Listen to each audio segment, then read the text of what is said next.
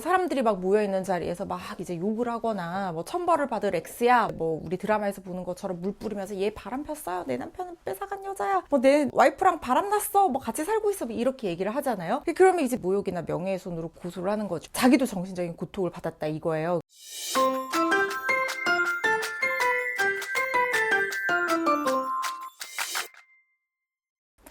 안녕하세요. 알려주고 파헤쳐주는 알파 변호사 허주연입니다. 정말 오랜만에 돌아왔어요. 연말 연시에 여러 가지 나라의 일들이 굉장히 많아서 저희도 연말이고 하니까 쉬어가는 타이밍을 좀 가졌거든요. 근데 이제는 알파 변호사가 돌아와야 될 때가 됐다 해서 또 이렇게 촬영을 재개를 했습니다. 오랜만에 돌아온 알파 변호사, 오늘 얘기해 볼 거는요. 저는 이 상간소송의 트렌드라는 말을 붙이기 적절한가 하는 생각은 있는데, 요즘 상간소송 트렌드, 좀 이해하기 쉽게 요즘 경향 이런 것들에 대해서 얘기를 드리려고 하는데요. 상간소송하면 이제 위자료를 받는 거잖아요. 내 배우자와 외도한 것에 대한 내 정신적인 고통에 대한 위자료에 대한 청구, 손해배상, 이게 바로 상간소송인데, 근데 이제 위자료라는 것이 결국에는 정신적인 고통, 눈에 보이지 않는 고통을 가지고 돈으로 치환해서 위로하는 그런 금액이다, 손해를 배상해주는 금액이다, 이렇게 보시면 되기 때문에 사실 이게 그렇게 많이 높지가 않아요. 왜냐하면 신체가 다쳤으면은 전치 몇 주가 나았다 이렇게 된다고 하면 그 치료비가 대충 얼마가 나온다, 이게 돈으로 치환이 그렇게 어렵지는 않은데, 이 정신적 고통은 말씀드린 것처럼 눈에 보이지 않는 그런 고통이다 보니까 사람마다 이 자극에 대해서 느끼는 정도도 다르고 힘들어하는 정도도 다르고 그 언제까지 후유증이 가는지에 대해서도 정확하게 수치화시키기가 상당히 어렵기 때문에 유사한 사례의 판례를 참고해서 결정을 하다 보니까 위자료가 몇십 년째